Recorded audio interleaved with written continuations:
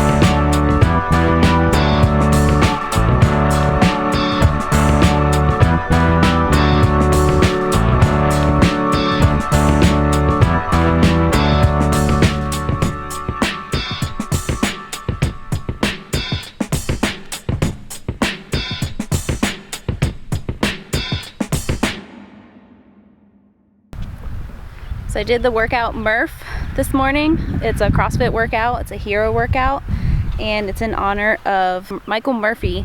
He was a lieutenant in the Navy and he was killed in Afghanistan in 2005.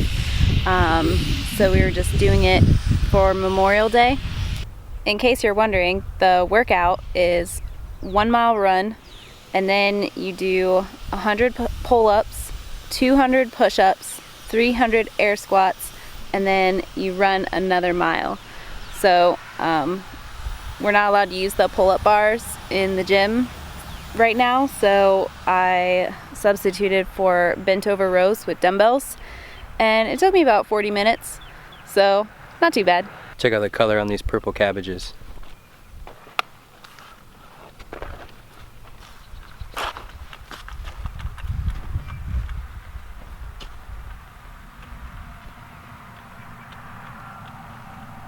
Alright, just picked up these 2 tunnels. This is how Farmer's Friend ships them. You gotta go to a trucking place and pick it up. If you can't have a semi at your place, I guess. Or you don't have anything to unload it. So this is a regular round tunnel, and then a like a beefed up round tunnel, the Pro model or whatever. That's what we're gonna build into the nursery.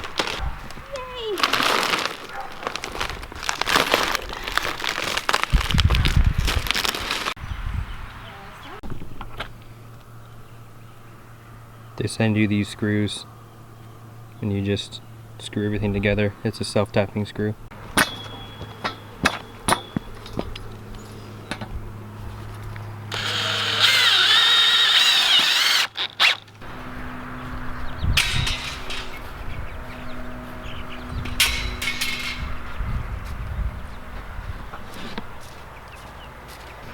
We've been working on this thing all morning with Sandy, and it's up. We just have to do the wiggle wire, Tighten the wind bracing. center purlins. Just tighten everything up and then get the plastic and rope on it. And we gotta tighten the wind bracing. Yeah. Right? Yeah. And then get the plastic and the string on. And then it should be good. Yay!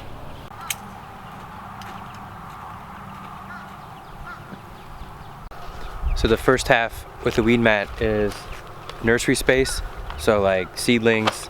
I'm gonna do some like tropical-ish trees and raise some more shrubbery and stuff for here, like berries and stuff.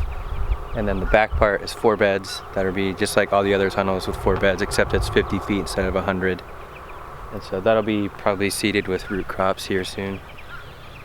All right, this tunnel's up, and I finally got a haircut.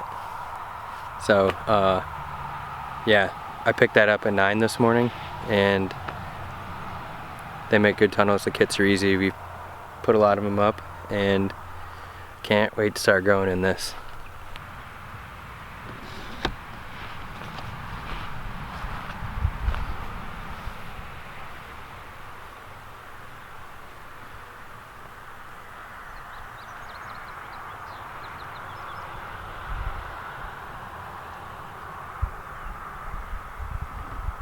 So we chose this spot because it's kind of a central location for everything, and also this area isn't big enough to actually do another plot in, and so these two beds will be turmeric or ginger. We're going to see how things work out. And another reason we chose this spot is the loblolly pines and the woods over here take a lot of the pressure off from the wind, so this should be pretty protected, and this should also help protect everything over here. And then this, we do get wind up from this way, from like the southwest, and it can come along these woods and won't be as harsh, hopefully, on this tunnel.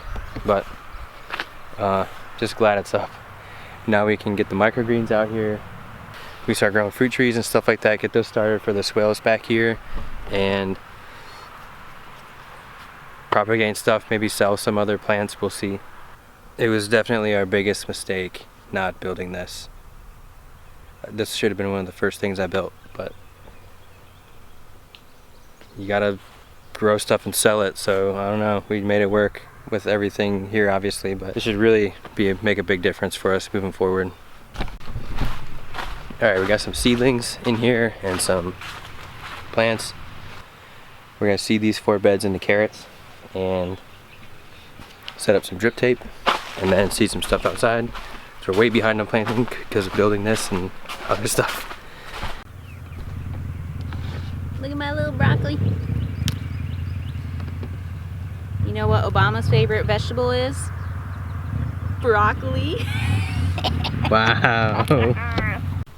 Charles, and the cucumbers? Mm-hmm. We planted a second session of cucumbers, and so they've been in the ground probably 2 weeks, I think. And so now I'm just coming through and putting the tomahawks on and then clipping the base, and then as they start growing I'll trellis them up just like those ones.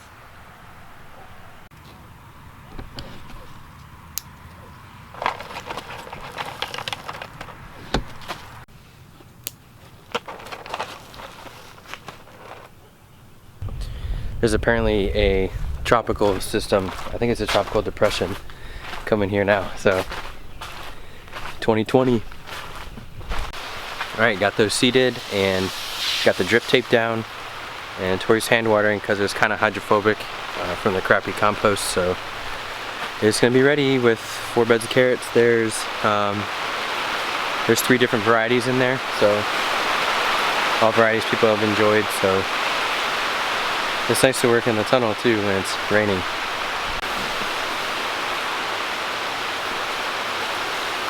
We should be a lot more efficient with seedlings here with this setup. Before we were just doing it in the walkways in the tunnel. It was really annoying. What do you think? It's pretty sweet. 50-foot beds look so small. I know. The farm that we worked at in South Carolina, we built a market garden there, and we did 50-foot beds. It felt big then. Yeah. But now it's like, that's it. Alright, we're gonna check the drip tapes, make sure it's good. No holes or leaks or anything like that. And get a deep watering for the carrots. 35 minutes.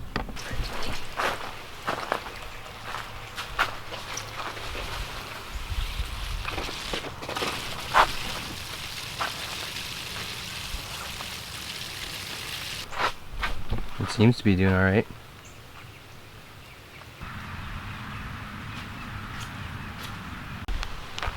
The ends seem good. We're just gonna plant beets in these beds. We're not really sure what's going on, so when in doubt, plant it out.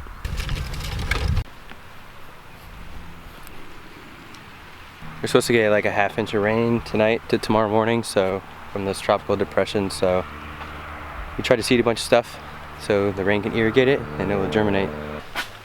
Alright, we got the silage tarp down, the carrots white side up to help it germinate.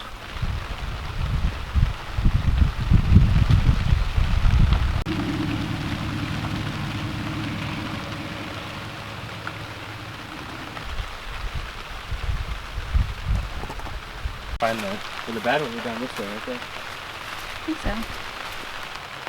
Alright, these are predatory mites. This is for spider mites in the cucumbers. They send you a bunch of them. You can kind of see them on there. And then you just put a little bit on each leaf. And there's a ton of mites on there. They're going to start eating the spider mites. So we're just going to go through all these plants and look for the worst spots first. And then put a little bit on each plant. So the other beneficial insects we got are green lacewings, and they eat a lot of different things: aphids, leafhoppers, spider mites, mealybugs, thrips, whiteflies, and more. But we have spider mites, whitefly, and aphids pretty bad in the tunnels, so they send you these eggs. There's a bunch of eggs in here with rice hulls, and you put them in these bags, and then we'll hang these bags where the infestations are bad, and then after about 5 days or so, they'll hatch out as a larva and then start eating stuff.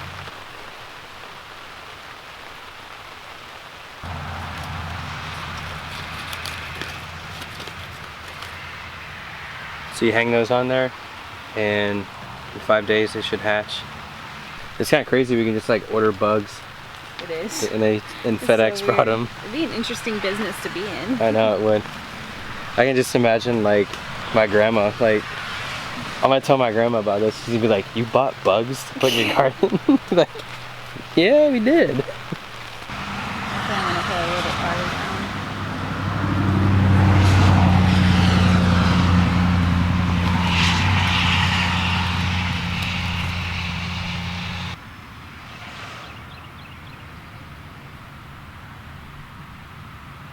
Alright guys, got some new camera gear thanks to Josh Satin. He helped me along the way there. I don't know anything about cameras, so just got a new blade on the greens harvester finally, and it's harvest day. I just harvested an entire 100-foot bed of radishes because once they're ready, they like have to go, or else they're all gonna split, and can't really wait like an extra week. So I did the whole bed, and both of these totes are probably like 80 pounds. They're so heavy. So that half-inch rain last night turned into like 2.5 inches. It's North Carolina for you. Yep. That puts us at almost 9 inches of rain in the past 2 weeks. So I guess we're a rainforest this year. There's a lot of challenges that come with that.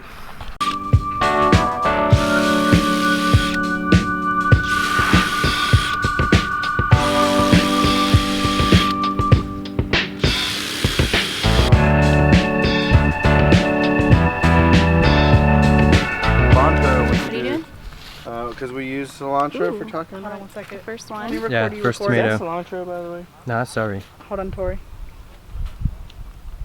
Go ahead. Kind of jealous. You good?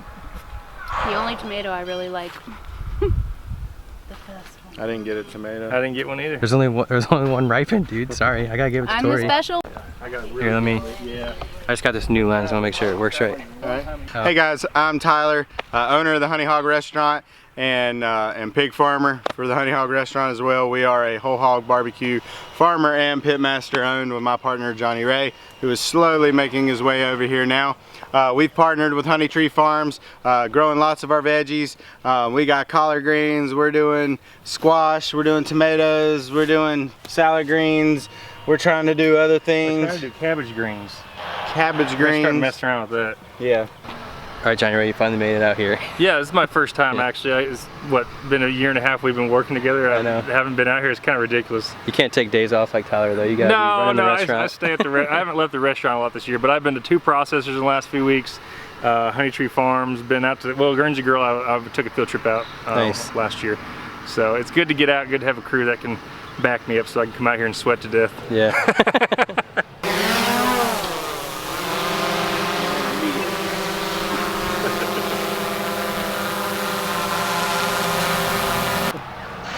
Well, you certainly can't change people's mind on the internet.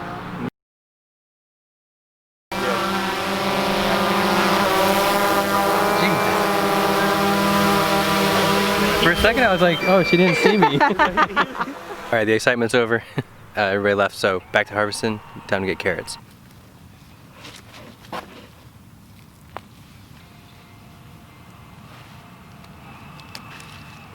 Got some nice little kohlrabis.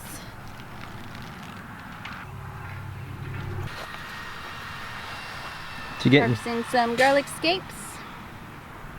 The flower stalk of the garlic, and we harvest it to push the energy back down into the garlic bulb so that it gets bigger.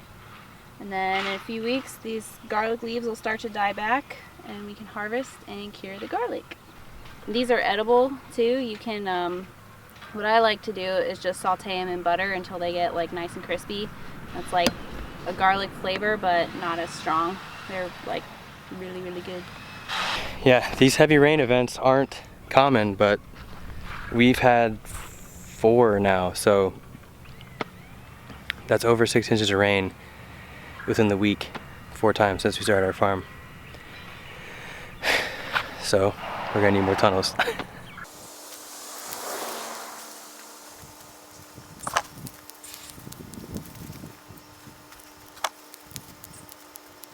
thing that's really satisfying about these rains is when you go to harvest the carrots, you don't need the broad fork, and they pop out really easy like this.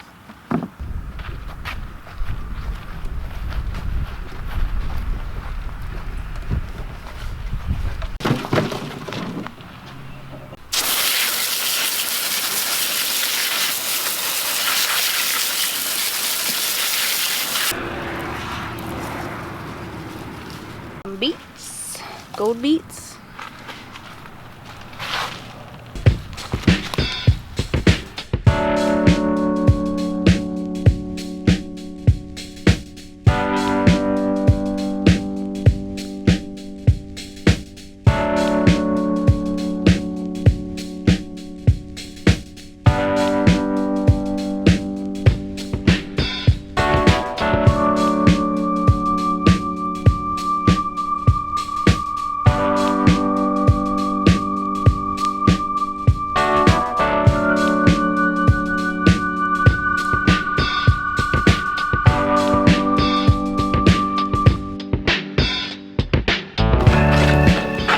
So Friday farm pickups went good.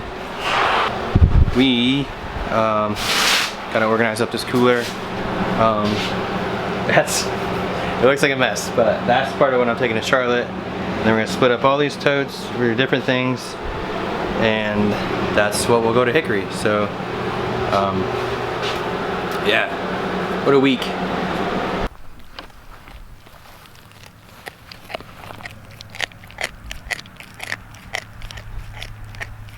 It's Addie's favorite. It's a marrow bone. So after the market yesterday, I got the chickens set up for a new spot. I'm getting tired of moving these things, and they're not very worker friendly. So my friend DJ does this method, and I'll show you guys. All right, this is the setup here. So we got the tractor, but it's up off the ground so they can get in and out of it. And then the fence, just like we do the layers. So now you're only gonna have to move one tractor. Ideally it would have wheels, but and then the fence. So we're gonna see how long it takes till they get this place pooped up nice, and then we'll move them to a different spot. But we have all this grass here to use. We think this way is better for the chickens because they can move around more, and we have the extra fence. Tired of moving the tractors, and our friend DJ that does this he said the hawk pressure really isn't that bad, and if you have barn swallows and bluebirds around and crows, they'll help keep the hawks away. So we're gonna give it a shot, see what happens. What do you think of this setup, George? It's good. I think it's better for them to be like out roaming around at least a little bit. Yeah. Check out George's new sunglasses. They not broken. Yeah. Shady rays. Pretty good. They're supposed to be like more flexible, so you can like actually do work in them. I think the other ones that I had were just like not meant for that. They were just cheap sunglasses, so. Yeah, you wear sunglasses every day, so. Yeah. Check out, this is the first time, I think this is the first time I've ever seen you have a manicure or painted nails or whatever. My friend Kate got me a manicure for my birthday, and so we went and had a girls' night last night, and I've only had one other manicure in my life before, so it feels very weird, but I'm going to enjoy my nails for a little while. What do you think, Booger? These birds are pretty dumb, but they do understand hawks and stuff, and I actually shut my truck bed up here and they all ran under the tractor, so I have hope. Our two geese, we have two females. They're both broody right now, and when they go broody, they don't protect the chickens. They just sit in their nest And honk. and honk. And they're not even like sitting on any eggs or anything. They're just like being broody to be broody. So what we're gonna do is I'm gonna separate them and put one goose with the meat chickens to also help with the hawk pressure, and then also we're gonna move the layers to a new spot, so hopefully that will break the other one's broodiness when we keep them with that flock. Remember the green lacewing eggs we put out? They actually hatched. That little guy crawling right there is one of the larvae. So I'm sure he'll find his way out of the bag and start eating aphids and whiteflies and all types of other stupid pests. These onions are doing really good. Alright guys, we're gonna try and chill for the rest of the day, if that's even possible. We'll see. But thanks for watching.